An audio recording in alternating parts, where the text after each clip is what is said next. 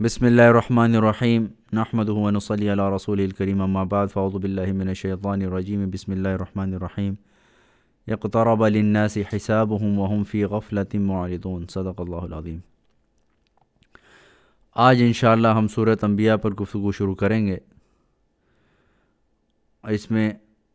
اس کو انبیاء اس لیے کہتے ہیں کیونکہ اس کے اندر مختلف انبیاء کا ذکر ہے، ٹھیک ہے نا۔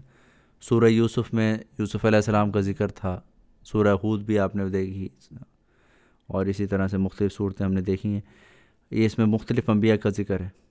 تو اس میں اللہ تعالیٰ فرماتے ہیں اقترب للناس حسابهم وهم فی غفلۃ معرضون، کہ لوگوں کے لیے ان کا حساب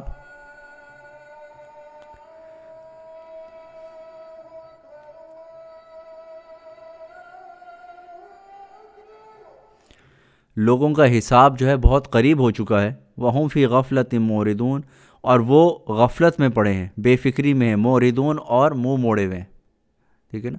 حساب سے مطلب آپ کو پتہ ہے کہ قیامت کا حساب ہے، مرنے کے بعد بہت سی منازل ہیں جس کے اندر قبر ہے، پھر حشر ہے، ٹھیک ہے نا، اور حشر میں حساب ہے، پھر دخول جنت یا دخول جہنم ہے۔ تو حساب ان کا بہت قریب ہے اور وہ غفلت میں پڑے ہیں۔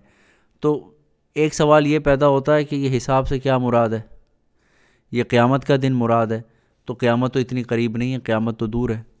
تو ایک مطلب تو یہ ہے کہ آخرت کے اعتبار سے قیامت بہت قریب ہے۔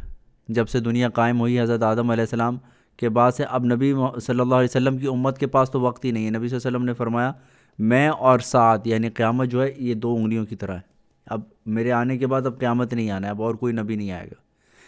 تو اس حساب سے کہ پوری تخلیق کائنات کو دیکھا جائے تو قیامت بہت قریب ہے۔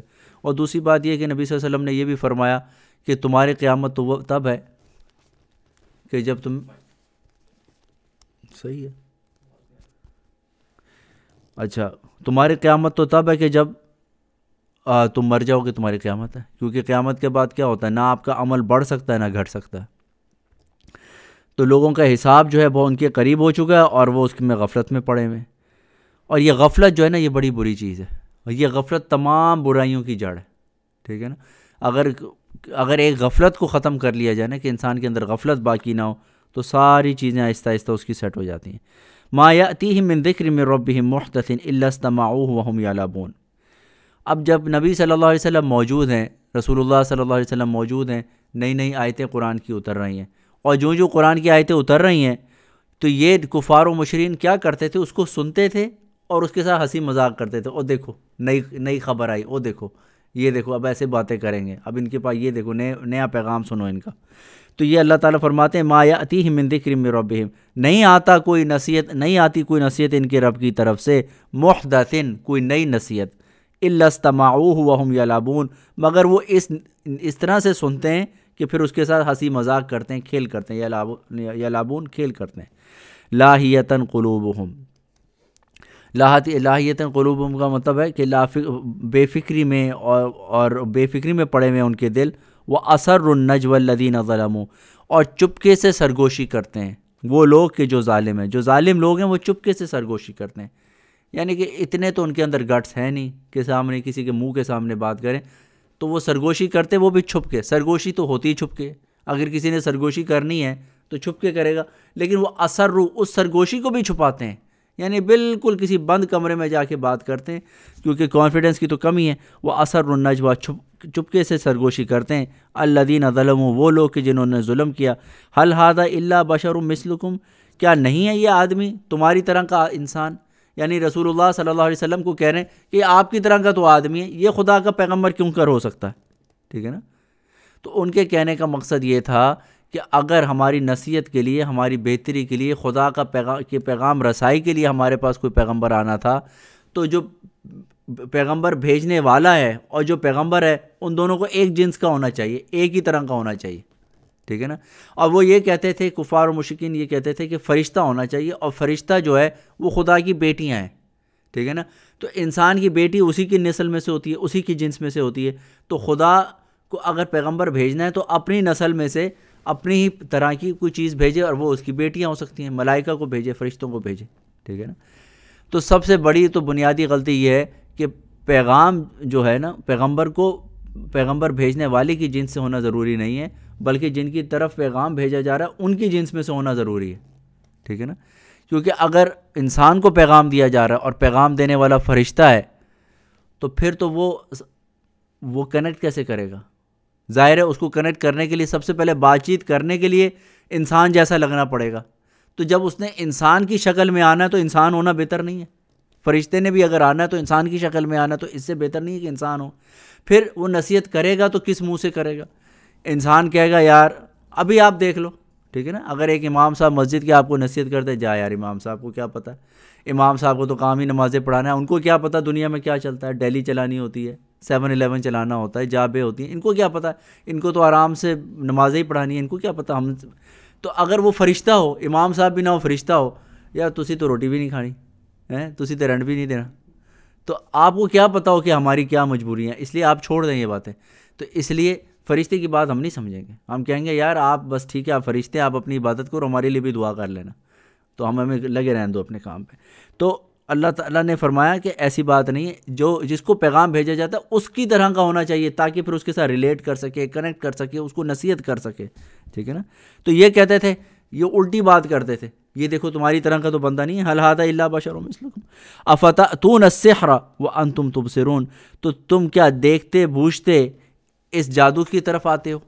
یعنی کہ جو نبی صلی اللہ علیہ وسلم کی، ظاہر ہے کہ نبی صلی اللہ علیہ وسلم جب تبلیغ کرتے تھے اور قرآن بیان کرتے تھے اور اپنی اخلاق و عادات سے لوگوں کو اپنی طرف کھینچتے تھے تو لوگ کھینچے چلے جاتے تھے، تو یہ کفار کہتے تھے کہ یہ دیکھو یہ تمہاری طرح کا تو بندہ ہے، یہ پیغمبر ہو کیسے سکتا ہے؟ اب تم اس کی طرف جا رہے ہو تو اس کا مطلب ہے کہ کچھ جادو کی طرف، جادو سے کھینچے چلے جا رہے ہو، اور یہ جو کچھ کر رہے ہیں، یہ جو ان کے معجزات دکھا رہے ہیں اور ان کی جو غیر معمولی جو باتیں ہیں وہ اصل میں جادو ہیں، یہ اللہ کی کوئی مدد نہیں ہے، یہ کوئی معجزانہ، کوئی پیغمبرانہ شان نہیں ہے۔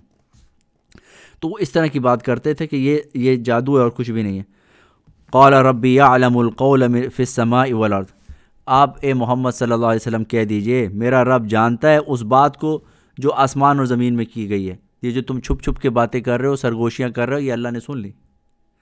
وَهُوَ السَّمِيعُ الْعَلِيمُ، اور وہ خوب سننے والا اور خوب علم رکھنے والا ہے۔ اچھا، اب یہ کفار و مشرکین آیتیں اتر رہی ہیں، پریشان تو ہوتے تھے، کیونکہ قرآن ایک ایسے معجزانہ کلام تھا کہ ان کے دلوں کو پکڑ لیتا تھا، ٹھیک ہے نا؟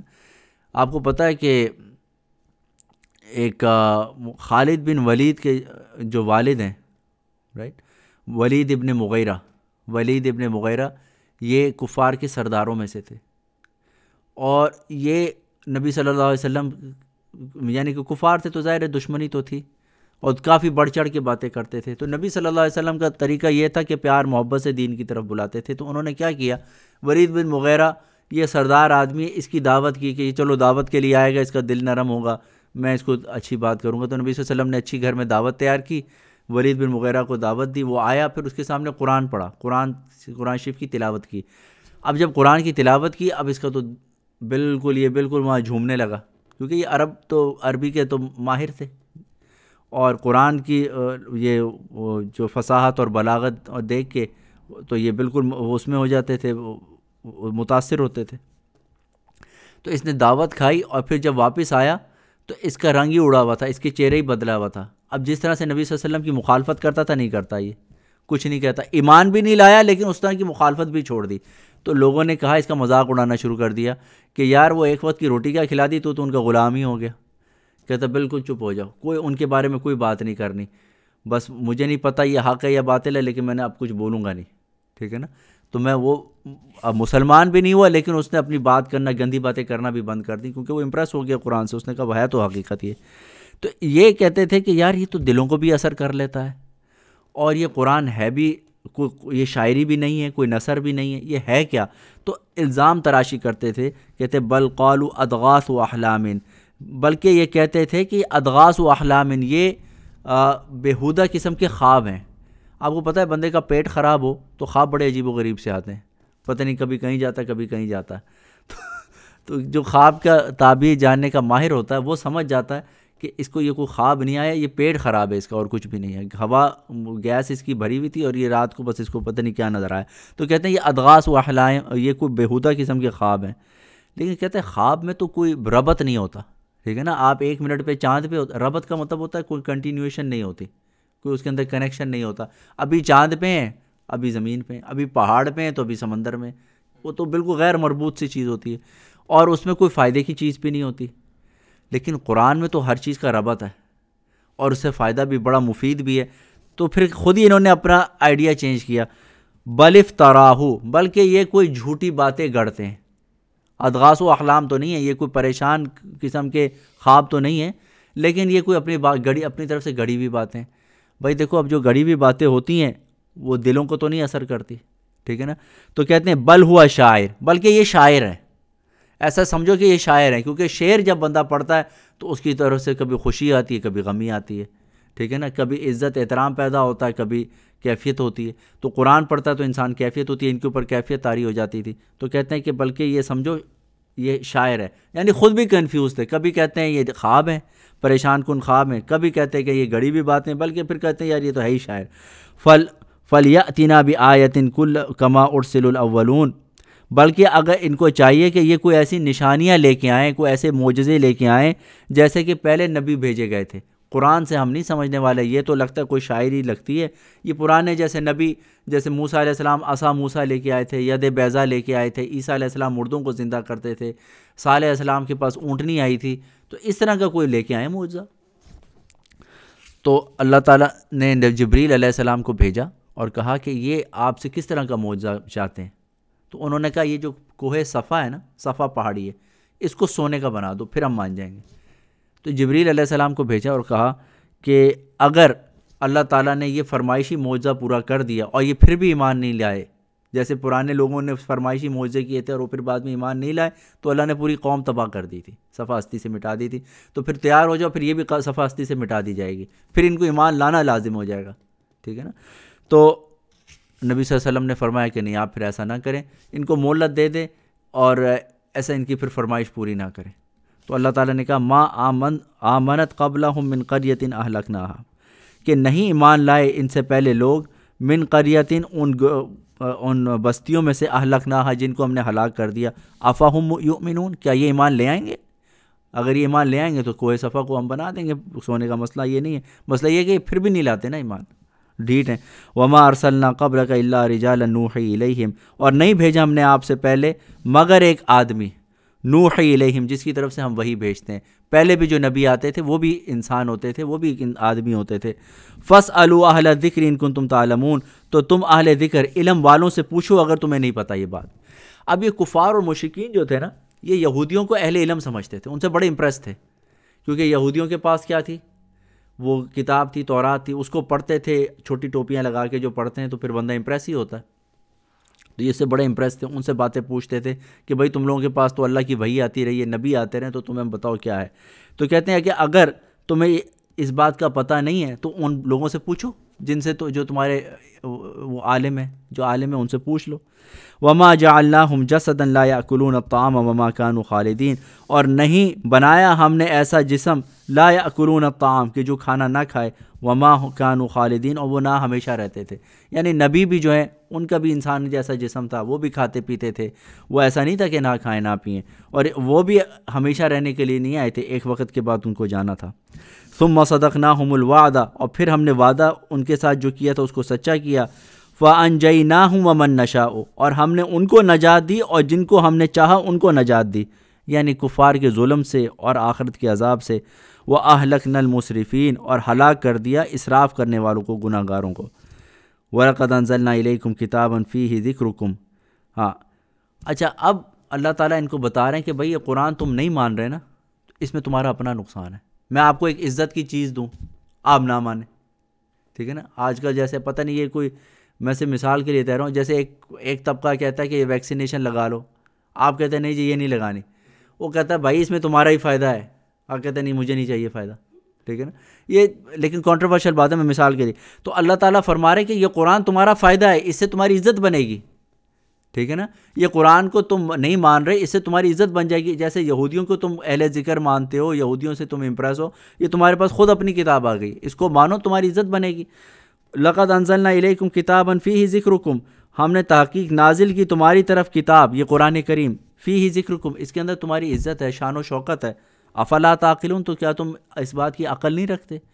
تمہیں اس بات کا دھیان نہیں ہے کہ ہم تمہیں تمہاری فائدے کی بات بتا رہے ہیں، تم ایسے اسی کی مخالفت کر رہے ہو، ٹھیک ہے نا.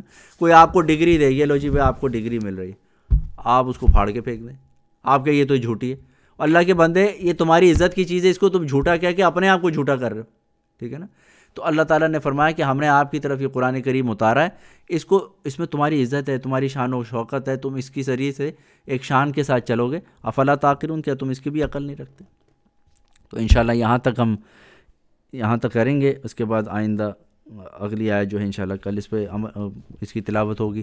تو اللہ تعالیٰ قرآن کی سمجھ بھی عطا فرمائے، حقیقی نور بھی عطا فرمائے، اور اس میں عمل کرنا بھی آسان فرمائے. آمین یا رب العالمین. وآخر الدعوانا ان الحمد للہ رب العالمین.